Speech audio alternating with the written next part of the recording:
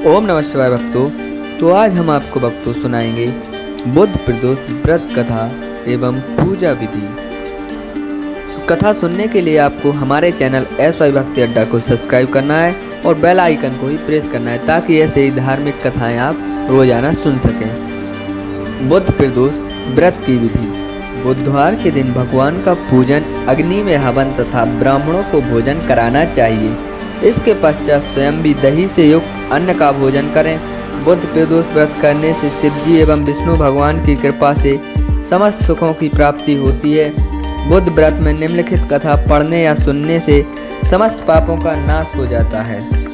अब श्रवण करते हैं दोस्तों हम बुद्ध प्रदोष व्रत कथा। रामू नाम का एक युवक अपनी ससुराल गया और वहां पर कुछ दिन सुखपूर्वक रहा। फिर अपने ससुर से एक दिन उसने कहा कि आज हम अपनी पत्नी के साथ घर जाएंगे, अतः आप विदा कर दें। यह सुनकर उसका ससुर बोला कि आज बुध का दिन है, अतः आज जाना उचित नहीं है, कल चले जाना। किंतु रामू अपनी बात पर अटल रहा और किसी का कहना न माना।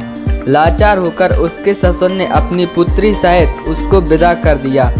किंतु उसे चिंता लगी ही कि कोई अनिष्ट कार्य न हो जाए। आगे चलकर रास्ते में रामू की पत्नी को प्यास लगी, अतः रामू पानी लेने चला गया और जब लौटकर आया तो देखा कि उसके रथ पर एक दूसरा रामू बैठा है। रामू ने उससे पूछा कि तुम कौन हो, तो उसने भी पूछा कि तुम कौन हो। जिस प्रकार रामू पूछता था उसी प्रकार वह भी पूछता था। दोनों का रूप एक ही तरह का था, किसी भी प्रकार का अंतर न था। अतः उसकी पत्नी भी अपने वास्तविक पति को पहचानने में असमर्थ थी। कुछ समय बाद वे दोनों आपस में लड़ने लगे। उधर से राजा के सिपाही जा रहे थे, रामू को पकड़कर ले गए और दूसरा रामू राजा के दरबार से अदृश्य हो गया। तब तो रामू बहुत ही विलाप करता हुआ बोला कि यह बुद्ध देवता के कोप का फल है। थोड़ी ही देर में आकाशवाणी हुई कि रामू ने किसी का कहना न मानकर बुद्ध को यात्रा की है, अतः इसे यह दुख प्राप्त हुआ है। यदि यह अपनी ससुराल पत्नी सहित वापस लौट जाए तो बुद्ध देवता की पूजा करके यात्रा करे तो किसी प्रकार का अनिष्ट न होगा। रामू ने जब आकाशवाणी सुनी तो अपनी पत्नी सहित ससुराल वापस जाकर वहां पर बुद्ध देव की पूजा की और फिर यात्रा की तो सकुशल अपने घर आ गया। रामू और उसकी पत्नी बुद्ध के व्रत को करके इस लोक में अनेक सुखों को भोगकर धन पुत्रों आदि से युक्त हुए।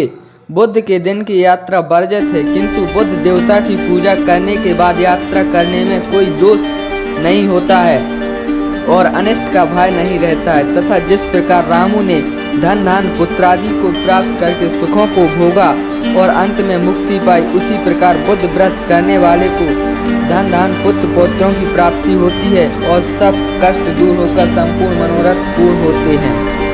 जय शिव शंकर। भक्तों, कथा कैसी लगी हमें कमेंट में जरूर बताएं और कमेंट में ओम नमः शिवाय लिखना बिल्कुल भी ना भूलें। वीडियो को ज़्यादा से ज़्यादा दोस्तों के साथ शेयर करें, लाइक करें और चैनल को सब्सक्राइब भी करें। SY भक्ति अड्डा।